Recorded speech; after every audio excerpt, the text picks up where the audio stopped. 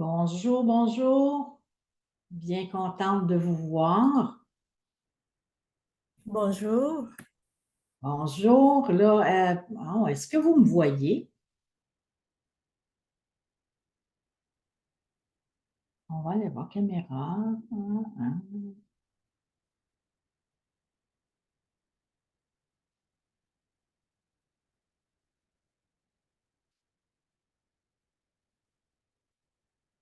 Donc, je vous souhaite la bienvenue. Je vais juste prendre le temps, on va laisser le temps à tout le monde d'arriver. Donc, je suis bien heureuse de vous voir. Bonjour Doris, bonjour Françoise, bonjour Abigail, bonjour Gabriella. Mon Dieu, vous êtes beaucoup. Donc, j'ai hâte de passer cette heure-là avec vous. J'essaie de voir, de pouvoir vous voir davantage. Bonjour Saïda. Donc, on est dans moi, je suis dans ma première mouture de Zoom. On va juste s'assurer que tout va bien. Ah, mais ça, c'est une figure que je connais, ça. Bonjour, Bonjour, ça va bien? ça va, merci. Bonjour. Donc, j'essaie de mettre les images, la vue galerie. Et voilà.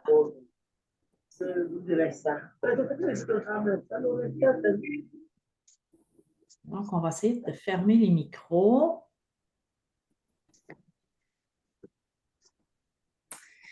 C'est quoi ça? Donc, vous pouvez aussi fermer vos micros là, pour celles qui ont déjà des micros ouverts. C'est bien parfait. Donc, comme j'ai personne pour me guider, donc je vais quand même donc peut-être faire des petits rappels là, par rapport au micro. Donc, est-ce que tout le monde me voit bien? Oui. Oui, parfait. Parce que de mon côté, je vois pas, je vois tout le monde, mais je me vois pas. Fait que je veux juste m'assurer que c'est bien correct, que tout le monde me voit bien. Mais Donc, moi, je ne vous vois pas. Chantal, je ne vous vois pas. tu ne me vois pas? Non, je ne vous vois pas. OK. Donc, on va essayer de voir comment faire pour que tout le monde me voit. Donc, je suis en affichage intervenant. Donc, je suis supposée d'être l'intervenante, donc ça serait supposé d'être moi. OK.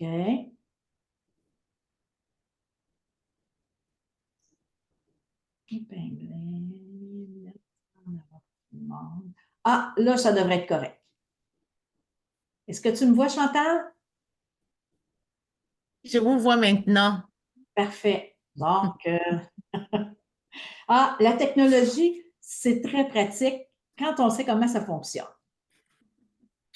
Est-ce que tout le monde m'entend bien aussi? Oui. Oui. Parfait. Oui, Excellent. on vous entend bien. Good. Je suis bien contente. Donc, je vais juste m'assurer que ça, c'est bon. Ça, c'est beau. Ça va. Donc, fait qu'on va commencer tranquillement. Donc, j'aimerais ça que vous me marquiez dans le clavardage de quel endroit vous nous écoutez aujourd'hui. Donc, vous arrivez de quelle place? Est-ce que vous êtes au Québec? Est-ce que vous êtes à l'extérieur du pays? Donc, j'aimerais savoir à quel endroit vous êtes. Vous pouvez l'écrire dans le clavardage. Donc, Montréal. L'avantage est multiple. Le clavardage, là, vous allez le voir, le chat, là. Le chat ou le Ah, clavardage, chat, c'est la ouais. même chose. Plessisville, Tunisie, Charlevoix, Montréal, La Salle. Donc, on a vraiment du monde de partout. Donc là, je veux m'assurer que l'enregistrement est bien en cours.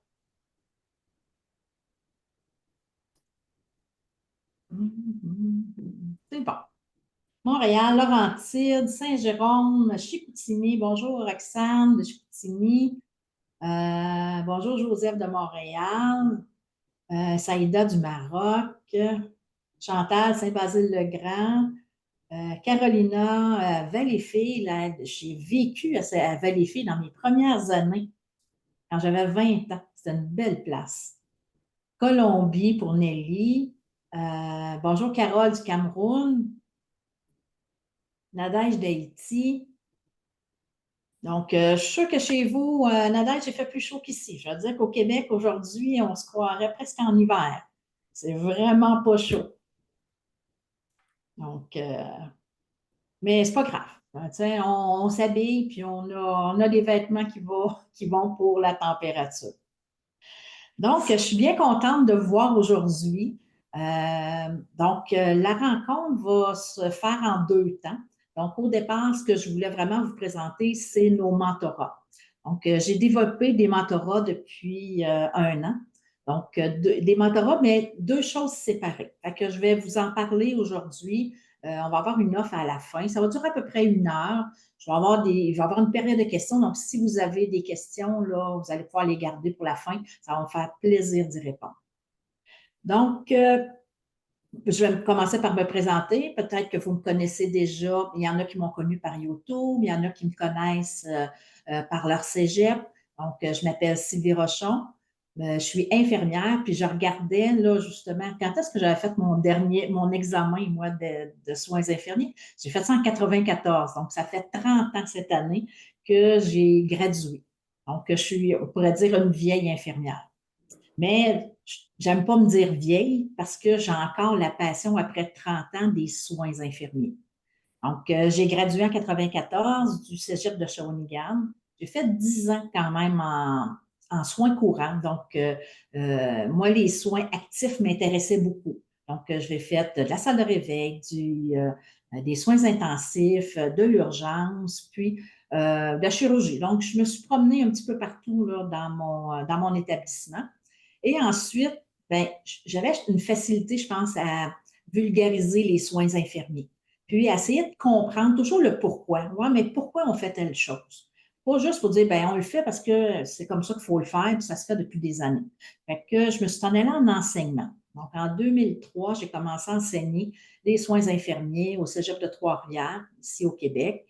Et c'est là que je me suis rendu compte beaucoup que la pratique était vraiment différente d'une place à l'autre. Donc, c'est différent de ce que nous, on enseignait à Trois-Rivières versus ce qui s'enseignait à Montréal ou qui s'enseignait à Matane.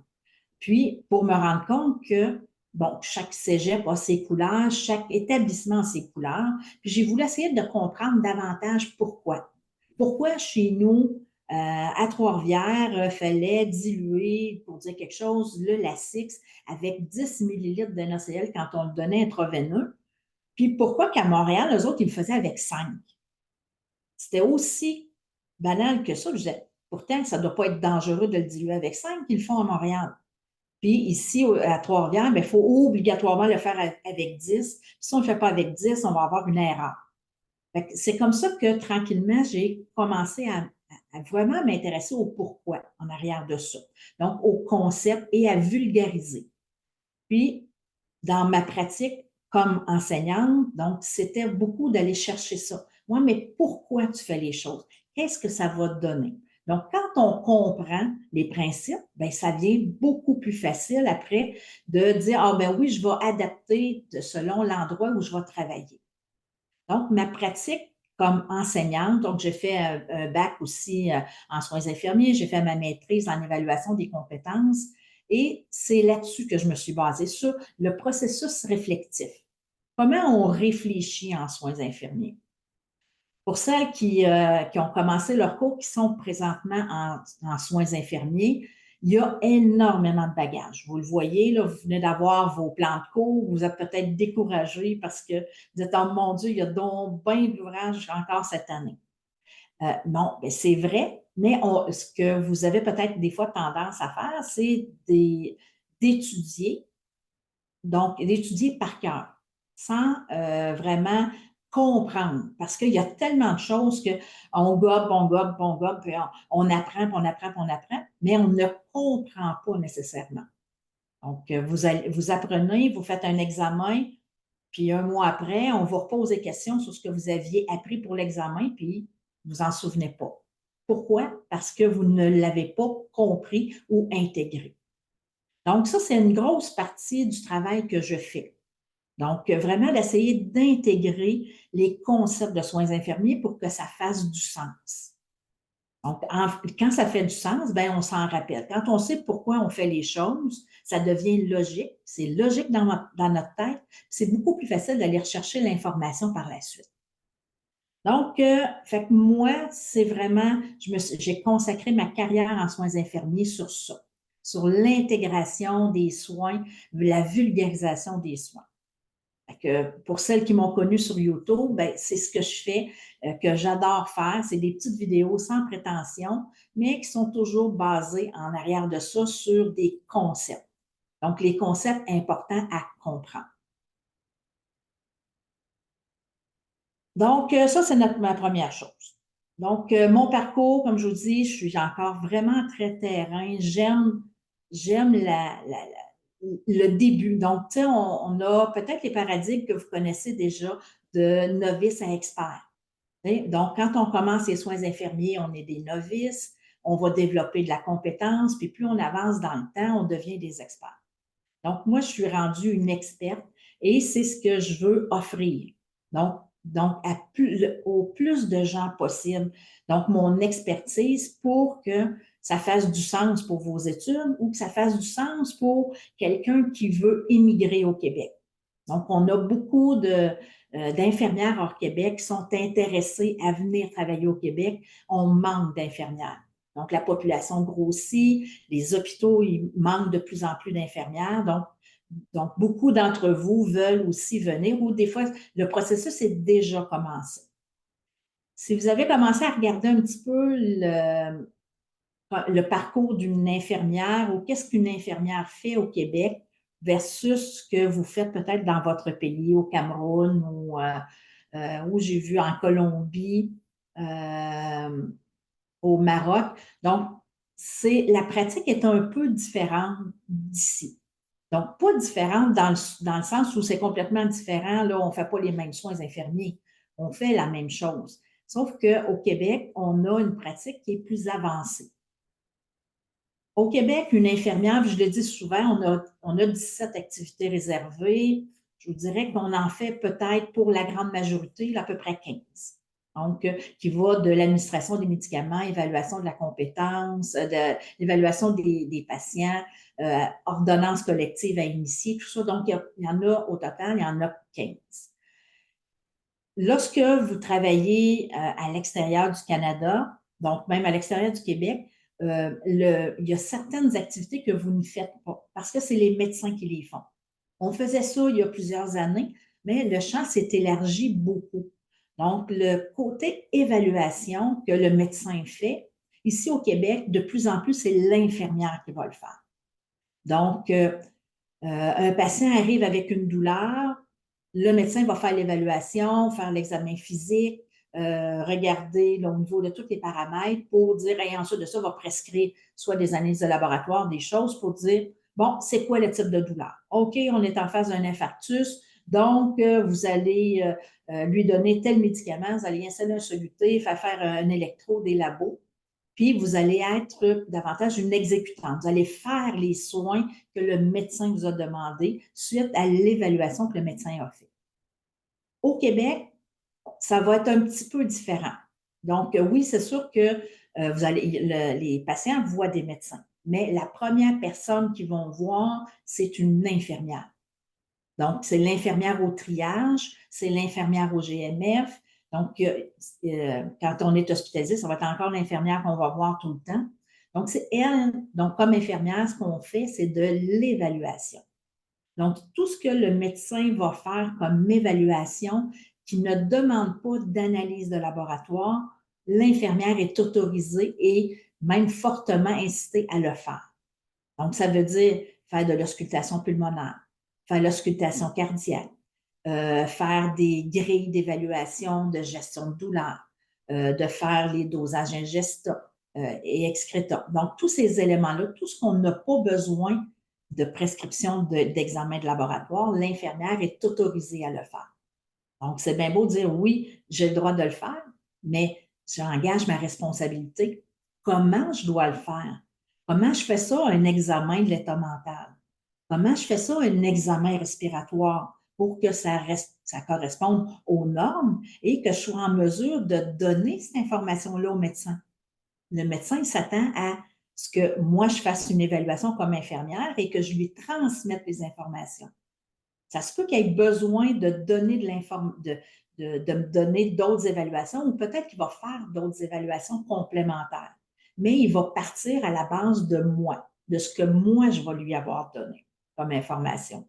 Donc, on voit l'importance d'être bien, je me disais, le mot qui vient en tête, c'est bien ferré, mais tu sais, de bien outiller pour l'évaluation, de voir qu'est-ce que ça comprend une évaluation, jusqu'où on peut aller comme infirmière novice. On peut faire de l'évaluation, on peut être IPS puis faire de l'évaluation qui est aussi poussée qu'un médecin. Mais quand on commence, il faut commencer par la base. Donc, commencer au départ par l'évaluation. Quelle est la base d'une bonne évaluation? Donc, dans les mentorats, c'est ce que j'essaie de vous inculquer. Beaucoup, donc, de travailler avec vous. Donc, une infirmière au Québec, ça évalue, c'est la première chose. La deuxième chose que ça fait, ça intervient. Donc, intervenir, cette partie-là, quand on est en stage comme étudiante, on fait beaucoup d'interventions. Donc, vous êtes peut-être en première année, deuxième année, même plus en troisième année, on va intervenir encore davantage. Donc, de dire on fait des choses, on donne la médication, on fait des traitements, on peut même planifier et prescrire des interventions. Donc, mais il y a des barèmes, il y a des façons de faire ces interventions-là et on va les prescrire à partir du PTI. Là, probablement que je n'en vois sourire quelques-uns, dire « Oh non, pas encore le PTI. » Ils nous parlent rien que de ça, du PTI. Mais je vous dirais que oui, puis il faut en parler davantage. Pourquoi? Parce que c'est notre prescription. Donc, un médecin, je verrais mal un médecin dire « Ah ben non, oh non, pas aujourd'hui, je vais être obligé de prescrire des médicaments à ce patient-là. » Mais non, ça fait partie de sa job de prescrire des médicaments puis de prescrire des examens de laboratoire. Mais comme infirmière, il faut avoir ce même réflexe-là. De dire oui, pour ce patient-là, il faudrait faire telle chose, telle intervention pour l'aider dans son rétablissement. Et comment je vais faire ça? L'écrire sur un rapport? Ben oui, je peux le faire sur un rapport. Mais si je l'écris dans le PTI, ça veut dire que je le prescris. Donc, ça laisse une trace et ça vient dire que oui, j'ai fait ma job d'infirmière, j'ai prescrit quelque chose et que les intervenants plus tard vont devoir aussi faire. Donc, la prescription, ça vient avec les interventions, ça fait partie de notre rôle. Et plus on va le prendre, plus on va le comprendre, le PTI, plus on va l'intégrer dans notre pratique, puis ça va devenir un incontournable. On va dire, non, non, ça nous appartient, moi, je suis capable de le prescrire. Parce que le médecin peut prescrire tout. Tu sais, le médecin, c'est presque un dieu hein, au Québec. Donc, puis peut-être au Cameroun aussi, peut-être dans d'autres pays. Donc, mais ça change là, de plus en plus. Il y a plein de choses qu'une infirmière peut faire. Il faut prendre notre place. Donc, il faut être en mesure de bien prendre notre place. Donc, dans les interventions, on va les prescrire, nos interventions, on va les faire, mais celles qu'on est capable de décider par nous-mêmes, puis qu'on n'a pas besoin du médecin, bien, pourquoi on demandera au médecin de le faire? On va le faire nous-mêmes, puis on va le prescrire. Donc, ça, c'est la deuxième chose qu'une infirmière fait au Québec. La troisième, c'est d'assurer la continuité des soins. Donc, c'est beau de dire, oui, j'ai évalué mon patient, je suis intervenue. Donc, mon patient qui a un infarctus, j'ai fait l'évaluation. J'ai dit au médecin que probablement que c'est un infarctus. Le médecin va avoir prescrit des examens de laboratoire, un ECG. Donc, ça, c'est parfait. Mais j'aurais pu décider de faire l'ECG aussi parce que c'est un examen non invasif. Et, bien, ça, on ne rentrera pas dans les détails, mais ça fait partie des choses qui vont être prescrites. Ensuite de ça, le médecin va nous prescrire la médication, puis les choses qu'on devra faire pour traiter l'infarctus. Et au niveau médical, à part que de donner de la médication, on ne fera pas grand-chose. Ce n'est pas nous qui allons faire l'angio ou aller débloquer les artères ou faire des pontages. Donc, on s'entend, ça, c'est les médecins. Mais tout ce qui est autour, par contre, ça nous appartient. Donc, tout ce qui est de la gestion de l'anxiété par rapport à ce patient-là, le patient qui fait un infarctus, c'est comme pas prévu dans son horaire. Tu sais, lui, aujourd'hui, il y avait peut-être des choses de planifier, puis il fallait qu'il aille chercher les enfants à la garderie, ou il y avait un meeting important, puis là, il se ramasse en infarctus à l'hôpital. Ça va y créer du stress et ça va faire partie de nos interventions, de notre suivi qu'on va faire avec ce patient-là. Puis, par la suite, il va y avoir la continuité. Donc, quand l'infarctus est traité, qu'est-ce qu'on fait après? Donc, il va y avoir le rétablissement, il va y avoir de l'enseignement à faire au niveau de ce patient-là par rapport à l'alimentation, par rapport à l'exercice, comment changer ses habitudes de vie. Donc, ça, c'est un rôle qui est clé au niveau des infirmières. Ça nous appartient. Malheureusement, des fois, on ne prend pas toujours le temps de le faire parce que ça roule tellement vite que des fois, les patients sont laissés à eux-mêmes. Mais il faut prendre cette place-là qui nous appartient. Donc, l'infirmière, c'est ce que ça fait. Fait que quand vous étudiez en soins infirmiers ou que vous êtes une infirmière hors Québec qui s'en vient travailler au Québec, c'est ça qu'on vient chercher. C'est ça que l'ultime examen, donc qui est l'examen professionnel parce que ça nous prend une licence, ça nous prend un permis d'exercice. Donc, c'est ce que l'examen va venir valider. Donc, est-ce que vous êtes capable d'évaluer? Est-ce que vous êtes capable de bien intervenir? Et vous êtes capable d'évaluer, donc de faire la continuité des soins correctement. Donc, après ça, on dit là, je vous parle de mentorat avec tout ça. Donc, on voit que les soins infirmiers, c'est vaste. Et comment on fait pour être bien organisé? Bien, on va chercher de l'aide. Parce que des fois, il y en a qui n'en ont pas besoin, ils sont très, très ordonnés, ils savent où ils s'en vont, sont bien planifiés, ça va bien, c'est correct. Mais vous le savez, pour les étudiantes qui viennent de commencer la session, vous avez des cours de bio, vous avez des cours de philo, des cours de français, des cours de soins, vous avez des stages, vous avez des laboratoires, vous avez peut-être des enfants, vous avez peut-être un autre travail, vous avez un conjoint, et vous devez dealer avec tout ça. Okay? Est-ce qu'on est capable de faire tout ça en même temps? Bien oui, on est capable de faire tout ça, mais ça prend une bonne organisation.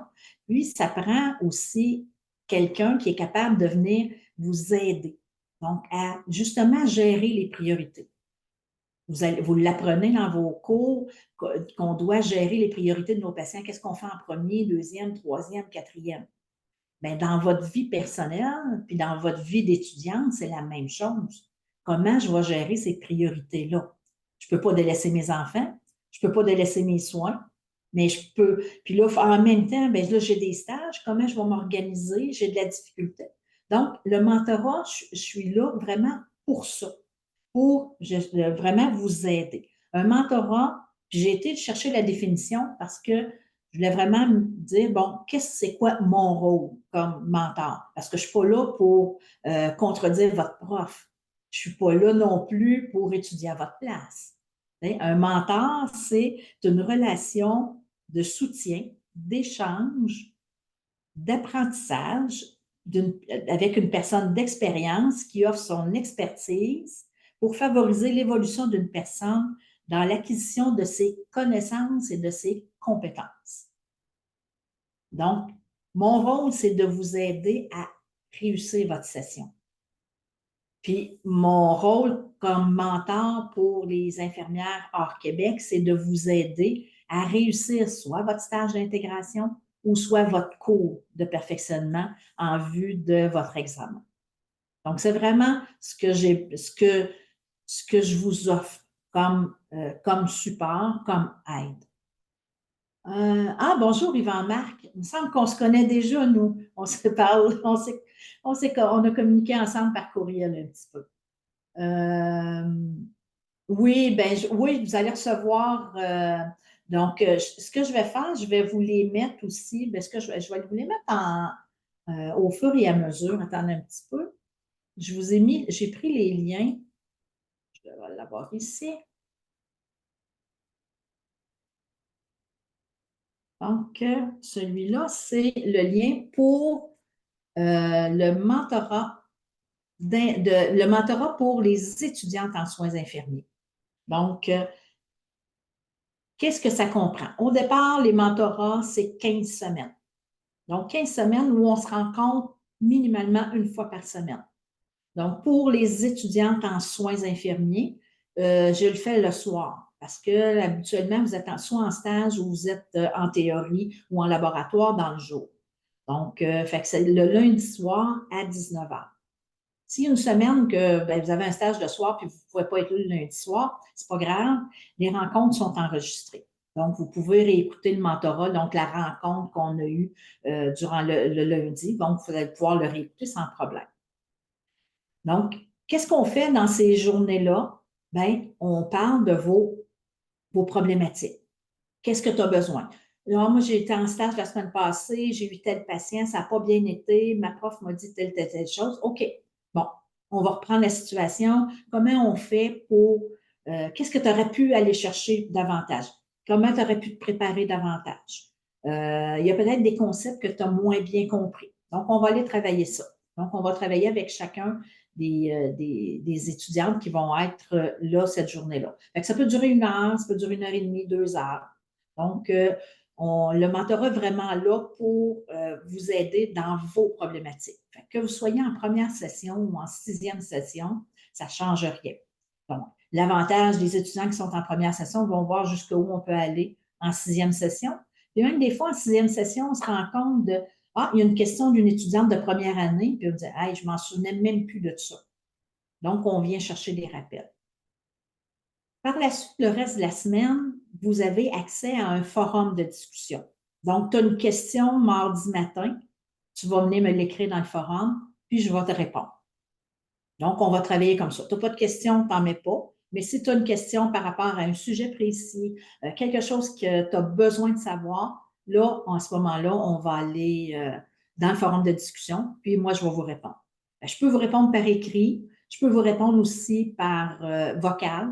Donc, j'aime beaucoup aussi le vocal. Des fois, ça donne une bonne intonation. Donc, c'est vraiment une façon que je privilégie de plus en plus là, de vous répondre en vocal. Donc, par rapport à la question que vous avez. Donc, ça dure pendant 15 semaines. Donc, on devrait finir aux alentours du mois de décembre, donc dans le coin des fêtes. Pour le mentorat d'intégration, je vais vous mettre le lien aussi. Donc, vous allez l'avoir. Mais je m'adapte beaucoup, je m'adapte aux personnes qui sont là. Dans les autres mentorats que j'ai faits, oui, bon, qu'on disait, bon, j'aimerais ça qu'on parle de tel sujet. Parce que des fois, je vais vous envoyer dans le forum, dire, de quoi vous voulez qu'on parle la semaine prochaine? Ah, ben moi, j'aimerais ça qu'on parle du PTI. Ah, j'aimerais ça qu'on parle de l'évaluation de la douleur. Ah, OK, parfait. Fait que moi, je peux me préparer en conséquence pour vous amener soit des mises en situation, soit de la documentation ou des pages dans vos volumes de référence, parce que je travaille avec les mêmes volumes que vous. Donc, ça, c'est des éléments qu'on va travailler. Bonjour, Madame Fatima, Fatia. Bonjour, d'Algérie. Bon, ça me fait plaisir. Donc, nos mentorats sont vraiment faits de cette façon-là. Que ce soit pour les étudiantes en soins infirmiers et celui d'intégration va être un peu différent au niveau du contenu. Parce que le contenu, celui-là, j'essaie de faire une thématique par semaine. Donc, on va aller voir, c'est quoi le rôle d'une infirmière au Québec? On va aller vraiment le voir en détail, chacune des activités. On va regarder le code de déontologie. Parce que votre code de déontologie dans votre pays, puis le code de déontologie au Québec, il est différent. Ça se ressemble. On peut pas être comme on peut pas être à l'opposé de ce qu'il y a chez vous. Mais ici, c'est ça. On va aller leur travailler. C'est quoi les éléments importants? Les droits et libertés de la personne, les choix que les patients peuvent avoir dans l'administration des médicaments. Donc, ça, c'est des éléments importants parce qu'un patient ici au Québec a le droit de décider ou non de se faire traiter. Un hôpital, ce n'est pas une prison. Donc, le patient peut décider, ciao, bye, moi, je m'en vais, puis je retourne chez nous. Donc, fait que ça, c'est des éléments à prendre en considération dans notre pratique. Donc, ça, c'est toujours des choses qu'on va aller travailler au départ. on va regarder une journée type au Québec. Donc, quand je travaille dans un hôpital ou je travaille dans un CHSLD, c'est quoi comment je vais travailler? C'est que, je vais rentrer à 8 heures, mais je vais faire quoi? Puis il y a 10 heures. Donc, aller regarder des routines donc, de travail de façon générale, parce que chacun a sa façon de travailler. Mais de façon générale, c'est quoi le rôle d'une infirmière? Avec qui on travaille? On travaille avec des infirmières auxiliaires, on travaille avec des préposés, on travaille avec des aides de service, on travaille avec des médecins, des spécialistes. Donc, avec tout ça, puis nous, on est le pivot là-dedans. Donc, il faut savoir à qui on a affaire, puis qu'est-ce qu'on va donner, qu'est-ce qu'on va donner comme information à telle personne versus à une autre. Donc, ça, on va travailler ces aspects-là. Donc, tout ce qui est outils d'évaluation, des grilles d'évaluation, comment on remplit les grilles, oui, ça c'est une chose, mais c'est bien plus de qu'est-ce que je fais avec cette grille-là? Comment je m'en sers? Tu sais, je prends une feuille de signes vitaux, vous êtes tous capables de remplir une feuille de signes vitaux. Donc, mettre le pouls, la pression. Donc, la feuille va être organisée peut-être un peu différemment, mais elle reste de la même façon. La base, c'est les signes vitaux qui sont dedans. Mais ça, c'est les inscrire. Comme rôle, comme infirmière, ce qu'on a à faire, c'est de les évaluer, de voir est-ce que c'est quoi la tendance. Est-ce que la tension a tendance à monter, a-t-il tendance à descendre? Donc, pour toutes les grilles d'évaluation, on va essayer de voir qu'est-ce qu'on va en retirer comme infirmière, comme information. Donc, fait que ça, c'est beaucoup de choses comme ça qu'on va aller travailler à chaque semaine. Puis ensuite, je te dirais depuis, ça va être comme la 3e cohorte de mentorat d'intégration. On travaille à partir de mise en situation.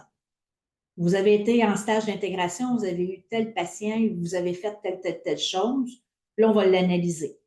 Qu'est-ce qui a manqué? Qu'est-ce que tu aurais pu évaluer de plus? C'est quoi les surveillances que tu as mis en place? Est-ce qu'il y en a eu d'autres que tu aurais eu besoin? Donc, on va travailler à partir de mise en situation comme ça. Donc, c'est vraiment pour vous aider à vous familiariser avec votre nouveau milieu de travail ou avec vos cours que vous êtes en train de faire, puis vous allez avoir des stages pour que vous soyez prête à avoir le titre de CP. Parce que lorsque vous avez fini votre probation de stage d'intégration ou de votre cours d'intégration, vous avez le droit d'être CP.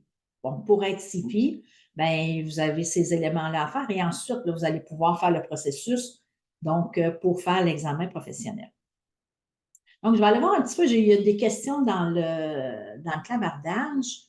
Donc, bonjour madame, est-ce qu'il y a une autre session de mentorat d'intégration que celle qui va commencer au mois d'août? Oui, il va en avoir une autre au mois de janvier. Donc, j'en pars 2 par année. Donc, j'en pars une à l'automne et une à l'hiver. Donc, la prochaine va être en janvier, là, quelque part, probablement vers la mi- ou fin janvier. Okay? Mais ça, si vous êtes abonné à mes réseaux sociaux, vous allez voir apparaître là, les prochaines sessions de mentorat. J'espère que ça répond à ta question, Saïda. Pour faire le mentorat d'intégration, vous n'êtes pas obligé d'être rendu au Québec. Ce que je demande, par contre, c'est que votre processus d'acceptation soit fait, que vous ayez au moins votre prescription de l'Ordre des infirmières du Québec pour savoir qu'est-ce que vous faites. Donc, tu sais, lorsque vous faites la démarche pour venir en soins infirmiers au Québec, donc l'Ordre va évaluer votre dossier académique et votre dossier professionnel, donc d'infirmière dans votre pays. Et on va vous dire, OK, tu vas avoir besoin de faire telle chose, donc tel stage ou tel cours d'appoint ou stage d'intégration d'appoint. Okay? Donc, ça vous prend au moins cette prescription-là. Par la suite, bon, si vous êtes déjà au Québec, vous êtes en attente de faire votre stage ou en attente de faire votre cours, vous pouvez entrer dans le mentorat sans problème. Okay? Donc, l'objectif, c'est vraiment de façon plus générale d'essayer de voir la réalité du Québec au niveau des soins infirmiers. J'espère que ça répond à ta question, Saïda. Bonjour Marcel, TCP, tu voudrais que, s'il vous plaît, qu'on parle du PTI et du PSTI dans les prochaines séances. Oui, Marcel, dans le mentorat Donc, toi, si tu es CP, ça veut dire que tu fais ton examen au mois de septembre. Tu pourrais peut-être me le dire, Marcel, dans le clavardage, parce que dans les mentorats d'intégration ou dans le mentorat en soins infirmiers, on parle aussi du PTI. Et le PTI, ça fait partie de mes dadas. C'est quelque chose que j'aime tout particulièrement parce que j'ai travaillé en évaluation des compétences. Puis je trouve que la première compétence qu'on devrait avoir, c'est d'être capable d'écrire un PTI qui est correct selon les normes et selon ce qu'on veut avoir comme objectif au niveau du patient. Donc, je suis en train de créer une formation là-dessus qui va être probablement une formule, puis là, je vous l'annonce en exclusivité. Je ne l'ai pas dit à nulle part ni à ben, pas à personne, j'en ai parlé à quelques personnes avec qui je travaille, mais il n'a pas été annoncé encore. Donc, ça va être des rencontres, donc des formations en direct comme ça qui vont être annoncées à l'avance. Donc, ça pourrait être, par exemple, un mercredi à 19h. De 19h à 20h, on travaille c'est une formation sur le PTI, sur comment faire une directive. Puis la semaine d'après, bien, ça va être sur le PTI, comment faire l'ajustement du PTI. Donc, je suis en train de travailler cette formule-là de formation, qui va être des formations en direct avec Zoom. OK. Donc, Marcel, tu vas faire ton préceptorat en février. Donc, ça veut dire que donc, ton examen, ça ne sera pas tout de suite. Donc, à ce moment-là, oui, tu pourrais, si tu veux intégrer le mentorat, tu vas pouvoir le faire aussi.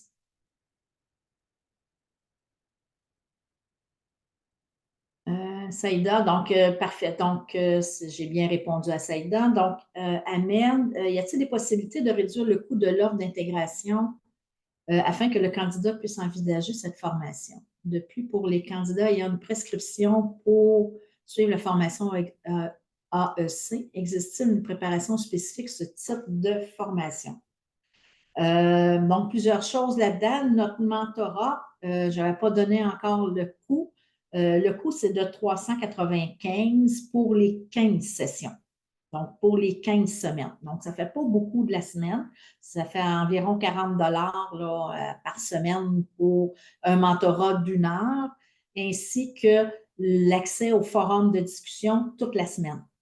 Donc, si vous avez 12 questions dans la même journée, je vais répondre à vos 12 questions.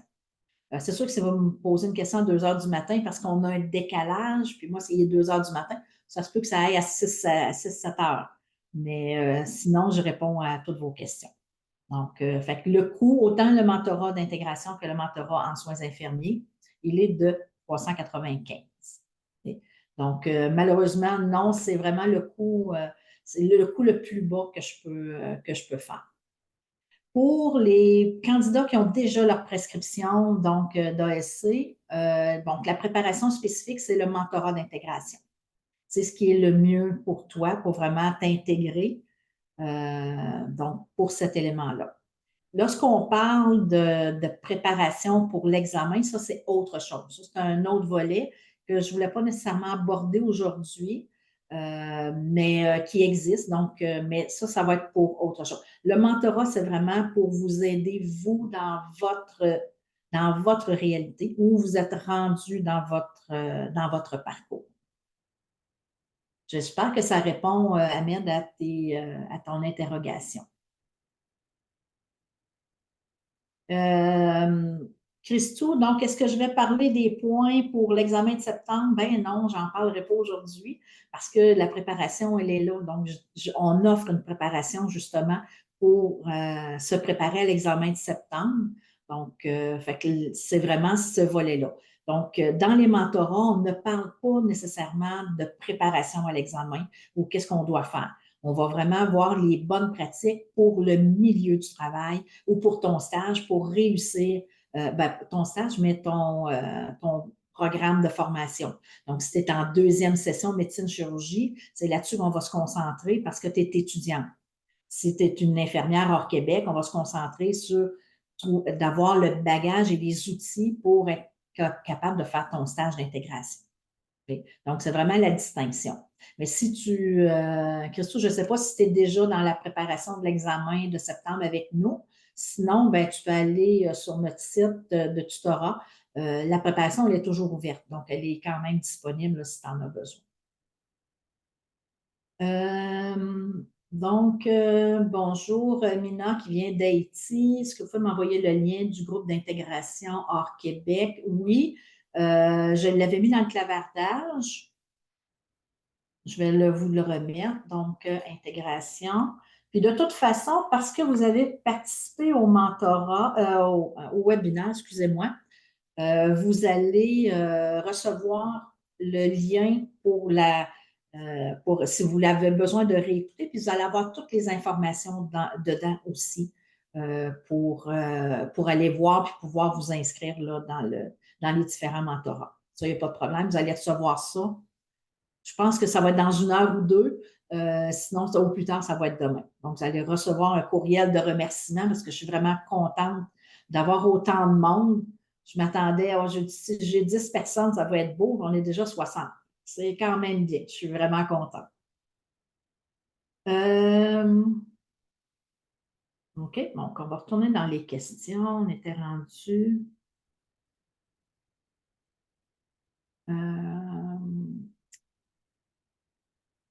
Le mentorat pour la préparation. OK. Donc, j'aimerais savoir si vous avez des infirmières spécialisées dans un ou plusieurs des 13 domaines. Si oui, comment ça se passe? Donc, Yvan marque qu'ici au Québec, on n'a pas de spécialisation comme telle. Comme infirmière, comme infirmier, quand on commence, on est généraliste. Donc, tu vas aller travailler médecine, chirurgie, urgence, soins intensifs. Donc, on peut aller avec notre permis d'exercice partout. Okay? Donc, après ça, ben, c'est sûr qu'il y a toujours des formations spécifiques. Donc, tu vas travailler aux soins intensifs, tu vas avoir une formation pour pouvoir aller travailler aux soins intensifs. Mais avant, la première étape, c'est vraiment d'avoir ta licence d'infirmière ou d'infirmier qui va être délivrée à la suite de ton examen professionnel. Par la suite, ben, il va y avoir des IPS, des infirmières en pratique avancée. Donc, il y en a différents. Il y en a qui vont être davantage en première ligne. Il va y en avoir en GMF. Il y en a en périnatalité, qui va être infirmière néonate. Il y en a en cardio. Il y en a en prévention des infections. Là, je te dis ça de mémoire vite comme ça, là, parce que moi, je suis davantage avec les novices. Mais oui, il y a des spécialisations que tu vas pouvoir faire par la suite. Mais au départ, c'est vraiment d'aller chercher ton permis d'exercice de l'Ordre des infirmières et infirmiers du Québec après avoir passé le fameux examen professionnel qui se fait 2 fois par année. Donc, il se fait une fois au mois de septembre et une autre fois au mois de mars. Et ça, c'est l'Ordre des infirmières et infirmiers du Québec qui va te convoquer lorsque tu vas avoir tout réussi ce qu'ils vont t'avoir demandé. Donc, si tu avais un stage d'intégration ou si tu avais un cours particulier à faire, il faut vraiment faire ce que l'ordre va t'avoir demandé, donc la prescription de cours. Et quand tout ça a été rempli, ils vont te convoquer à l'examen suivant. Et quand ils te convoquent, tu as l'obligation de te présenter. Je ne peux pas dire, oh, ça ne me tente pas, je vais attendre, je ne me sens pas prêt pour l'examen. Ben non, il va falloir que tu te présentes, à moins d'avoir des raisons valables. Là, à ce moment-là, c'est des détails qu'on regarde avec l'ordre.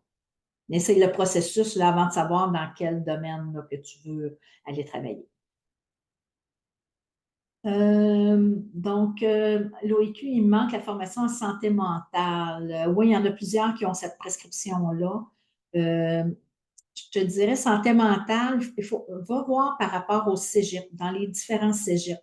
Peut-être même cégep à distance, mais ce serait peut-être quelque chose à valider, de savoir où sont les cégeps qui vont donner cette formation-là. Peut-être de demander à l'OIQ de te référer. Je pense qu'ils sont capables de te référer des établissements qui offrent le cours de santé mentale. Bonjour Roselyne, donc c'est puis le mois prochain, s'il vous plaît, je souhaiterais savoir quand commenceront les cours de la préparation de l'examen de mars 25 et c'est quoi les modalités. Bon, rapidement, Roselyne, la préparation pour l'examen de l'OIQ de mars 25 va commencer au mois de septembre. Donc, habituellement, on l'ouvre la semaine de l'examen.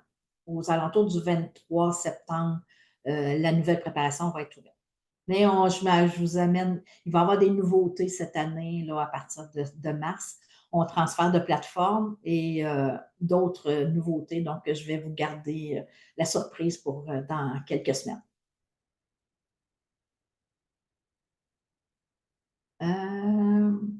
J'aimerais vous contacter. Oui, Caroline, il n'y a pas de problème. Tu vas pouvoir commencer, me contacter. Vous allez recevoir dans le courriel, dans le prochain courriel suite au webinaire, un calendrier. Donc, il y a quelques places de disponibles. Donc, si vous avez vraiment des choses particulières que vous voudriez parler avec moi, vous n'êtes pas sûr si le mentorat vous convient. Donc, vous allez avoir accès au calendrier. Vous allez pouvoir prendre rendez-vous avec moi. Donc, fait qu'on va pouvoir discuter ensemble, là, parce que des fois, c'est pas, surtout pour les infirmières en intégration, là, infirmières hors Québec, c'est des fois, on n'est pas sûr, est-ce que c'est la bonne démarche, est-ce que je suis trop de bonne heure, trop tard? Donc, on va pouvoir regarder ça ensemble. Donc, quelle est la durée du stage d'intégration pour les infirmières? De mémoire, c'est 72 jours le stage d'intégration. Mais ça, l'ordre va vous donner toutes ces informations-là. Okay? Donc, c'est sûr que vous avez votre stage à trouver, donc à trouver l'endroit, donc le CIS ou le CIUS à laquelle vous allez pouvoir faire votre stage d'intégration. Ce n'est pas tous les établissements de santé au Québec qui donnent accès au stage d'intégration, mais vous avez probablement reçu une liste de CIS, donc c'est à vous d'aller les voir. Si des fois vous avez besoin, là, ça s'en vient au mois de décembre, il y a le congrès de l'Ordre des infirmières qui s'en vient, donc qui est le 3 décembre. Je vous suggère, comme étudiante, vous avez, je pense que c'est même gratuit pour vous, ou c'est très, très minime. Allez-y, c'est au Palais des Congrès à Montréal. Donc, c'est une journée et tous les employeurs du Québec sont là. Pour celles qui sont ici au Québec, allez-y, ça vaut la peine. En même temps, vous passerez me dire bonjour, je vais être là aussi. Donc, c'est une belle place aussi pour aller voir qu'est-ce qui se passe en soins infirmiers. L'OIQ est là. Le comité jeunesse de l'Ordre des infirmières est là également. Donc, vous regarderez là, peut-être dans vos courriels ou juste aller voir sur le site de l'OIQ. Vous allez voir là, le congrès là, qui est le 3 décembre au Palais des Congrès à Montréal. Donc, OK. Donc, je vois qu'il y en a qui se sont connectés en retard. Donc, c'est pas grave. Vous allez, comme je vous dis, vous allez avoir l'enregistrement. Donc, vous allez pouvoir écouter les bouts que vous avez manqués. Cassandra, dans ta question, tu me parles s'il y a des mentorats pour les infirmières. Je te dirais pas encore, mais ça s'en vient. Présentement, pour le mois d'août, il n'y en a pas, mais ça va venir. Donc, ça, oui, c'est une demande qui m'avait été faite pour justement les infirmières quand ils commencent en pratique. Là, des fois, c'est plus difficile. Donc, d'avoir un support parce que ce n'est pas tous les établissements de santé qui offrent le support. Donc, oui, ça s'en vient. Est-ce qu'il y a un groupe WhatsApp que l'on pourra échanger dans nos différentes pratiques concernant le personnel et les étudiants? Je n'ai pas de groupe WhatsApp, mais c'est une bonne idée, Yvan, Marc, peut-être de créer ça.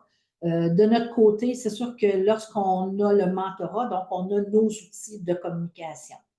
Il y a notre groupe Facebook. Donc, si vous n'êtes pas déjà abonné à notre groupe Facebook, c'est un groupe qui est gratuit. C'est une place aussi pour pouvoir poser vos questions. Donc, il y a autant des étudiantes, des infirmières au Québec que des infirmières déjà depuis plusieurs années, puisque ça fait quand même depuis 2017 que je travaille avec les étudiantes et les CP. Puis j'en ai qui se sont inscrits en 2017 et qui sont encore dans le groupe. Donc, ça s'est rendu comme des infirmières d'expérience. Donc, c'est ce que j'avais à vous parler aujourd'hui. Donc, 2 offres, 2 mentorats. Donc, un mentorat vraiment qui est spécialisé pour les étudiantes qui sont en programme de formation. Donc, vous venez de commencer votre programme, donc soit au cégep, soit à l'université, vous êtes en première année, deuxième année, troisième année, et vous avez besoin ou vous voulez avoir du support. Donc, vous voulez avoir quelqu'un à qui poser vos questions sans sans avoir une coche à votre dossier. Là, tu sais. Des fois, avec notre prof en stage ou notre prof en théorie, ça va moins bien. Mais il y a des questions que vous n'osez pas y dire parce que vous dites ah non, elles vont me trouver trop nouille, trop cruche, pas bonne. Je vais couler mon stage parce que si je pose cette question-là, je suis en train de dire que je ne suis pas compétente. Moi, je ne suis pas là. Moi, je suis vraiment là pour répondre à ces questions-là. Parce que moi, je ne fais pas d'évaluation avec vous. Donc, moi, mon rôle, c'est de vous accompagner puis de vous donner tous les outils possibles pour réussir vos sessions. Donc, que vous soyez en première, deuxième, troisième, quatrième, cinquième ou sixième session. Donc, on travaille ensemble à la réussite de votre session. Que ce soit vos problématiques en théorie, vous avez plus de difficultés, je vais vous donner des trucs pour vous aider à bien vous préparer pour vos examens. Comme je vous disais tantôt, l'important, c'est la compréhension. Comprendre ce que vous faites. Donc, on va aller travailler ça. Puis après ça, des fois, ce n'est pas grand-chose, puis vous allez être capable de continuer à bien progresser durant votre session.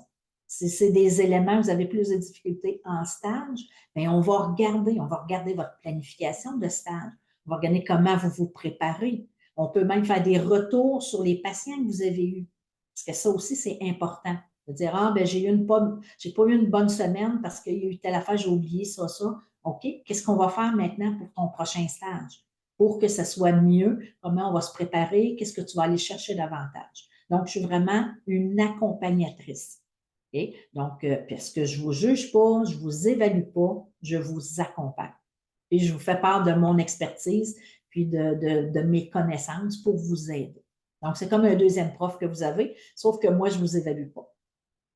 Pour le mentorat d'intégration, c'est la même chose. Donc, le mentorat d'intégration, on va aller vraiment se concentrer sur les choses que vous ne connaissez pas ou très peu par votre pratique à l'extérieur du Canada. Donc, l'évaluation, le code de déontologie, les activités réservées, tout ce qui est évaluation, compréhension du rôle de l'infirmière au Québec. Donc, qu'est-ce que ça fait une infirmière au Québec? C'est quoi son rôle autonome? Parce qu'on a un rôle autonome et non pas juste un rôle d'exécutante. Donc, on va aller travailler ça, il faut le faire comprendre, travailler avec des mises en situation, puis de répondre à vos questions aussi. Donc, ce mentorat d'intégration-là, il est bon autant pour des infirmières qui ne sont pas encore arrivées au Québec. Donc, c'est pour ça que je le fais à 11 heures le jeudi, à 11 heures, heure du Québec, pour justement être en mesure de pouvoir vous connecter du Cameroun ou d'Haïti, puis qui n'est pas minuit. Parce que, une parenthèse, mon premier mentorat d'intégration, je l'avais fait à 7 heures et je n'avais pas pensé qu'il y avait des infirmières hors Québec qui étaient ailleurs. Mais j'en ai eu une qui est venue et qui était là à tous les soirs à 1 heure du matin. Parce que pour moi, il était 7 heures chez nous. Donc, là, maintenant, j'ai dit, ben, je vais le faire à 11 heures, heure du Québec. Comme ça, ben, tout le monde est capable. Si vous, puis les mentorats d'intégration, le mentorat de soins infirmiers, les rencontres sont enregistrées. Vous êtes capable de pouvoir les réécouter si des fois vous ne pouvez pas ou vous en manquez une partie. Est-ce qu'il y a possibilité d'avoir la vidéo d'enregistrement parce que je suis en cours? Oui, Suzy, c'est exactement ça. Donc, les rencontres sont enregistrées, ils sont disponibles pour réécoute, puis ils sont disponibles pendant les 15 semaines. Non?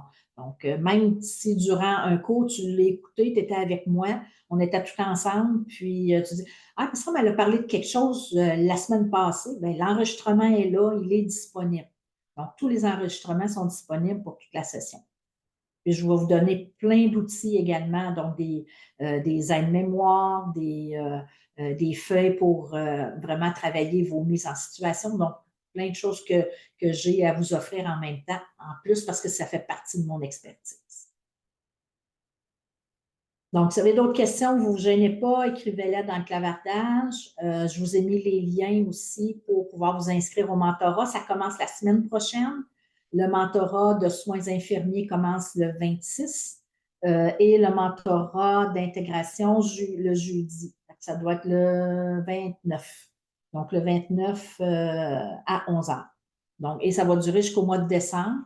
Vous allez voir sur lorsque vous vous inscrivez. Donc, ça va être marqué du 29 août au 12 décembre. Ça se peut que ça se décale d'une semaine à cause du congrès de l'Ordre. Donc, je vais être au congrès de l'Ordre, mais je ne peux pas être à deux places en même temps. Donc, ça se peut qu'il y ait une semaine de décalage, mais ça, on va en parler ensemble lorsque le mentorat va commencer la semaine prochaine. Donc, le mentorat pour les étudiants lundi, pour l'intégration jeudi. Vous allez recevoir par courriel, donc si vous avez besoin d'informations, vous n'êtes pas certain dans quel groupe vous devez être et votre situation, par rapport à votre situation, vous n'êtes pas sûr si vous devez prendre le mentorat ou pas, vous allez avoir mon lien là, pour prendre rendez-vous avec moi. Donc, c'est des petits rendez-vous là, de 15 minutes, 15 à 20 minutes pour qu'on regarde votre problématique. Donc, c'est beau, Suzy, j'ai répondu à ta question. Elle m'a dit, donc, infirmière étrangère, comment je peux arriver sur le territoire québécois, quels moyens? Il faut voir, elle m'a dit, selon dans quel pays tu es. Il y a toujours des caravanes de Santé Québec, qui se promènent, ben oui, c'est quasiment ça. Ils vont aller à un endroit spécifique dans ton pays, dans ta région, puis ils font faire du recrutement. Donc, il faut vraiment que tu regardes dans l'endroit où tu es, voir où sont les possibilités de recrutement d'infirmières pour venir travailler au Québec. Tu peux aller voir aussi au niveau du site de l'Ordre des infirmières et infirmiers du Québec, dans la section Comment venir travailler au Québec. Il y a quand même des outils là, qui peuvent t'aider à commencer tes démarches. Et je te dirais que c'est une démarche qui est quand même assez longue, je te dirais facilement 1 an. Là. Le temps de ramasser tous tes documents, envoyer ça à l'Ordre, que l'Ordre te réponde, ensuite de ça, faire les démarches pour pouvoir avoir un emploi, donc avoir un CIS ou un CIUS, donc un hôpital qui va te garantir un emploi, parce que cet emploi-là va te permettre d'avoir ton permis de travail pour pouvoir faire tes bagages puis t'en venir au Québec.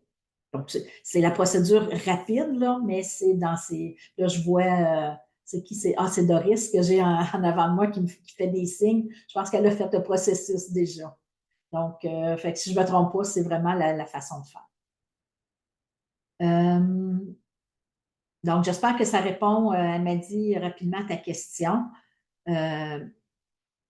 Pour ceux qui veulent faire l'ASC et exercent déjà, avez-vous prévu un tutorat? Pour ceux qui ont fini leur AEC. OK, Doris, tu peux ouvrir ton micro, peut-être même me poser ta question. Oui, Sylvie, bonjour. Bonjour.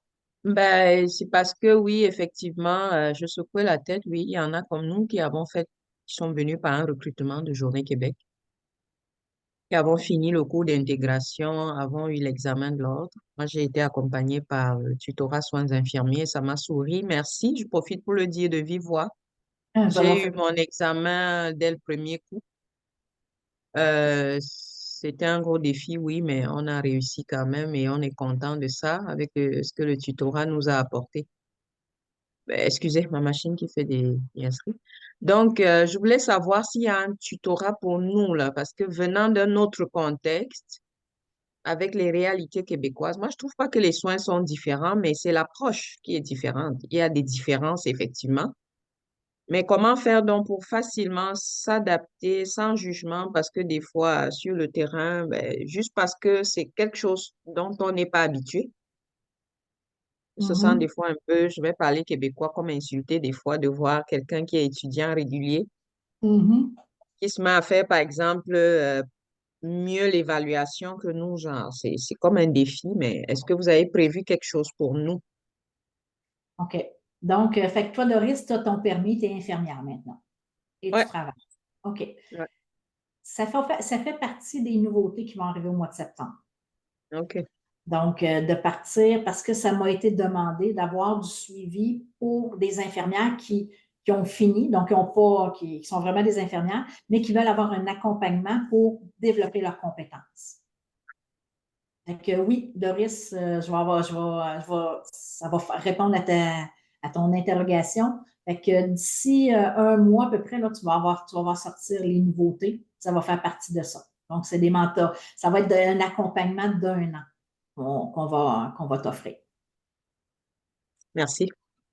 Ça fait plaisir. Donc, c'est quoi la différence entre le mentorat en soins infirmiers et le mentorat d'intégration? Donc, le mentorat UA, la différence, c'est vraiment à quel niveau tu es. Donc, si tu es un infirmier ou une infirmière hors Québec, c'est le mentorat d'intégration. Si tu es en train de faire le programme de soins infirmiers réguliers au Cégep, donc première, deuxième, troisième session avec théorie, lab, stage, là, à ce moment-là, c'est le mentorat de soins infirmiers. Donc, c'est la différence entre les deux. Est-ce qu'il y en a qui ont d'autres questions? Vous pouvez faire aussi comme le Doris, c'est peut-être juste lever la main puis ouvrir votre micro, poser votre question. Et le clavardage est là, mais oui, on a aussi, avec Zoom, ça fonctionne quand même bien là, au niveau du micro. Fait que si vous avez des questions, là, je vais les prendre sans problème, ça va me faire plaisir. Sinon, pour celles qui doivent quitter, ben, j'espère que ça vous a aidé à bien comprendre ce qu'on a comme offre, si ça peut vous aider. Donc, on va parler aussi des autres, des autres programmes qui s'en viennent, mais on est vraiment à développer là, vraiment une expertise. J'ai cette expertise-là d'accompagnement. J'essaie vraiment de trouver des formules pour vous aider à commencer.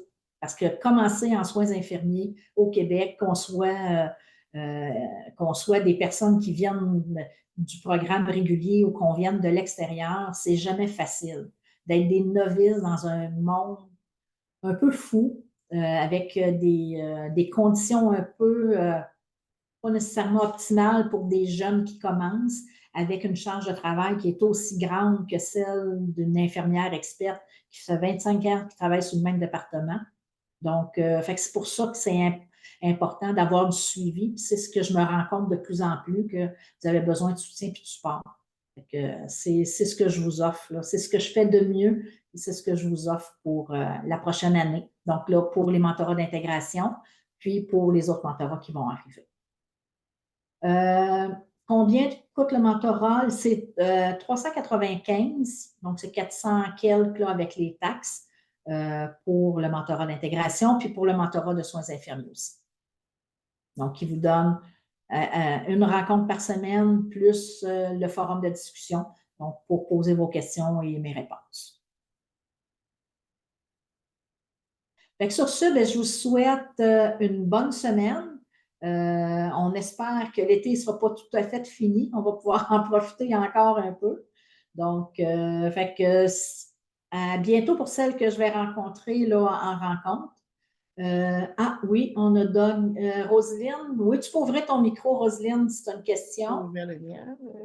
Bonjour à tout le monde. Excusez-moi, je veux juste bien comprendre. Est-ce que le mentorat, c'est ça la préparation à l'examen? Non, Ok. non. La préparation à l'examen, c'est vraiment une formation à part. Toi, présentement, qu'est-ce que tu fais? Est-ce que tu es aux études? Est-ce que tu te Oui, prépares pour l'examen? moi, en ce qui me concerne, j'étais infirmière aussi à l'extérieur. Donc là, je suis recrutée. Je suis en train de suivre ma formation d'appoint au Mhm. Cégep et je serai CEPI, comme je disais tantôt, en septembre. Donc là, je suis présentement en train de faire mon dernier stage.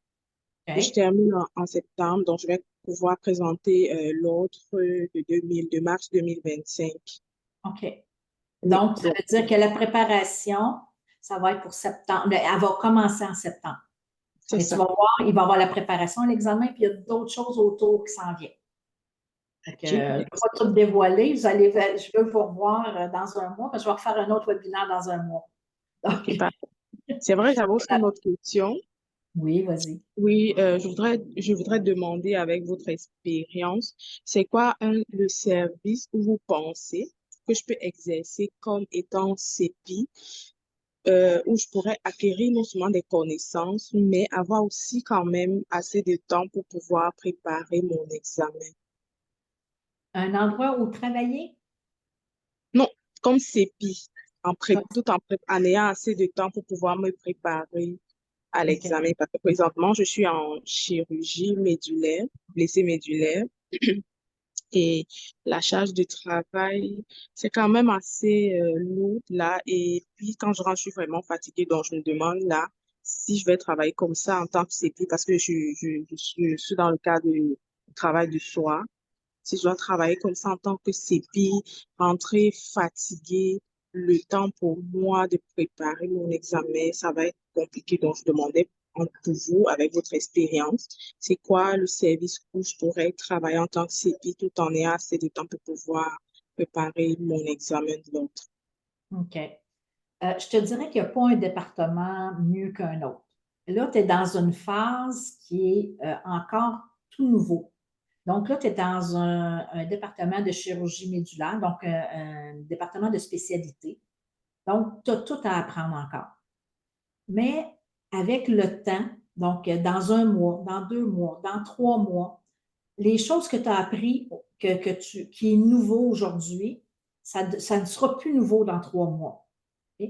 Donc, ça fait combien de temps, Roselyne, que tu as commencé? Mon stage, Oui. là, aujourd'hui, ça sera mon 11e jour.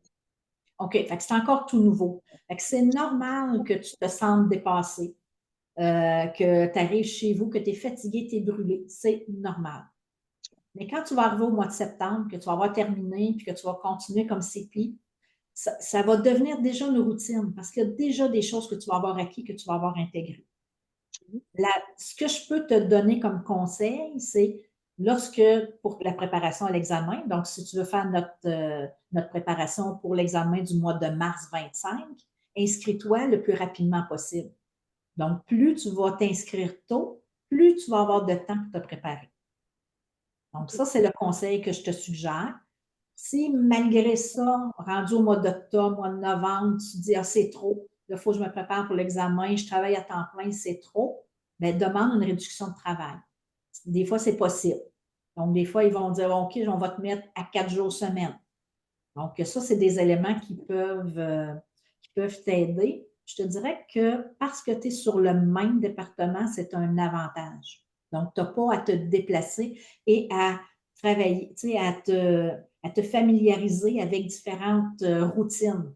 Parce que si tu es en chirurgie gastrique, chirurgie générale, après ça, chirurgie orthopédique, c'est toutes des choses qui sont différentes. Donc, là, c'est comme à recommencer à chaque fois. Fait que si tu es toujours sur le même département, laisse-toi le temps. Juste 11 jours, c'est pas beaucoup. Donc, tu vas voir déjà, là, rendu fin septembre, là, tu vas avoir déjà pris une bonne routine. J'espère que ça répond à ta question. Oui, ça répond à ma question. En même temps, ça veut dire que pour pouvoir s'inscrire assez tôt, on aura les liens aussi rapidement. C'est Pour tôt. la préparation pour l'examen de l'OIQ de mars, pas encore, parce qu'on n'a pas terminé la session de préparation pour l'examen de septembre 24. Mais ça va s'en venir. De toute façon, comme je dis, vous allez le voir passer. Là, on est en train de préparer justement notre nouvelle session là, pour l'examen de mars 25. Mais je peux te le dire, à partir du 23 septembre, ça va être ouvert. Tu vas pouvoir déjà t'inscrire. Parfait. Merci. Ça fait plaisir. Et bonjour Sylvie, c'est Chantal. Bonjour Chantal. Oui, ça fait peut-être plusieurs fois on s'est parlé par téléphone et on s'est écrit aussi. Oui, je me souviens. Oui, c'est ça. Ben, déjà, j'ai recommencé. Ben, comme je devais reprendre le ESP, ben, je suis presque, en fait, j'ai commencé ma préparation, mais je ne sais pas si vous avez des outils pour nous offrir parce que ben, le ESP, franchement, c'est quelque chose. Mhm. Donc, je demandais si vous avez quand même quelque chose à nous offrir pour qu'on essaye de passer à travers cette épreuve, en fait. OK. Ben, je te dirais que l'ESP ressemble beaucoup à l'examen professionnel. Donc, quand est-ce que tu passes ton ESP? Ben, en fait, c'est en décembre parce que normalement, on devait commencer plus tard, mais on a commencé plus tôt en début du mois de novembre. Pardon, OK. excusez-moi, début d'août. Donc, Ouais. probablement, on va comme déposer au mois de décembre, début décembre, fin OK. décembre, 20 novembre, début décembre. OK. Bien, je pense que le mentorat le mentorat de soins infirmiers, ça serait parfait pour toi. Ah, OK. Bon. Fait que comme ça, c'est là où on va pouvoir travailler ton ESP, puis juste de te donner justement des trucs, puis tout ça, pour vraiment être capable de bien intégrer toutes les connaissances. Parce que le ESP, c'est l'intégration de toutes les connaissances de soins infirmiers. Mm. OK. Ben, je pense que ben, je vais essayer de m'inscrire. C'est beau. Merci Au plaisir. beaucoup. Ça me fait plaisir. Manque de formation, c'est ça. Excusez-moi, Chantal, c'est quoi ESP? L'épreuve synthèse de programme, qui est, Ah, qui est un numéro, ça dépend des cégeps, il y a des numéros de cours qui s'appellent ESP. Si je ne me trompe pas, Chantal, c'est Oui, l'épreuve c'est ça. synthèse de programme. Et ça travaille à partir de mise en situation, tout ça. Donc, il faut faire vraiment l'intégration de tout le Ouais, contenu. c'est vraiment faire vraiment l'intégration, coller sur, en fait, il faudrait vraiment faire ton schéma sur une grande pancarte. Il faut vraiment tout détailler complètement sur une grande pancarte. Donc, faire des liens aussi par rapport à la mise en situation. Mais parfois, c'est juste une petite mise en situation. Oh mon Dieu, mais il faut vraiment travailler des heures, des jours pour vraiment compléter ton juste un. Et puis là, nous avons 10 mises en ok. situation que nous devrons comme Travailler. travailler. Oui, c'est 2 pédiatrie, 2 en santé mentale, 2 en cardiologie. Je pense qu'il y a 2 autres, ben, en tout cas, en fait, c'est 10 par rapport à toutes nos, par rapport à toutes les pathologies, en fait, comment dire, tous les, oh mon Dieu, excusez-moi, parfois je, Ah, il y a de tout. Il y a les pathologies, les médicaments, tout ça, c'est vraiment une intégration. C'est une approche par problème. OK, Donc, tu as un problème, tu as une mise en situation, puis il faut développer à partir de tout ça. Mais ça fait des beaux schémas d'intégration. C'est vrai que c'est difficile à faire, mais ça aide beaucoup à la compréhension. ouais, OK. Merci beaucoup, Sylvie.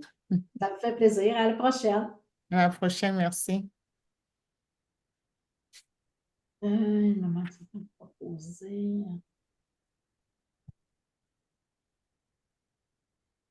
OK. Donc, elle m'a dit, je te suggère peut-être de poser ta question dans le groupe Facebook. Donc, je ne sais pas si tu es déjà dans le groupe Facebook. Sinon, fais la demande pour faire partie du groupe Facebook. Tu auras Soins infirmiers, groupe officiel. Puis, tu vas pouvoir poser tes questions-là. Puis, je suis sûre que tu vas avoir plus de réponses qu'ici dans le webinaire. Fait? Donc, fait que j'espère que ça a répondu à vos questions. J'ai hâte de travailler avec vous pour celles qui vont venir s'inscrire. J'espère que j'ai répondu à vos questions. Puis, je vous souhaite bonne session pour celles qui ont commencé leur session en soins infirmiers. Bonne démarche pour celles qui sont en processus de démarche pour venir travailler au Québec. Puis, au plaisir de vous aider. Fait que vous allez recevoir les informations par courriel également. Donc, merci beaucoup pour votre attention. Ce fut un plaisir de vous rencontrer. Bye, à la prochaine.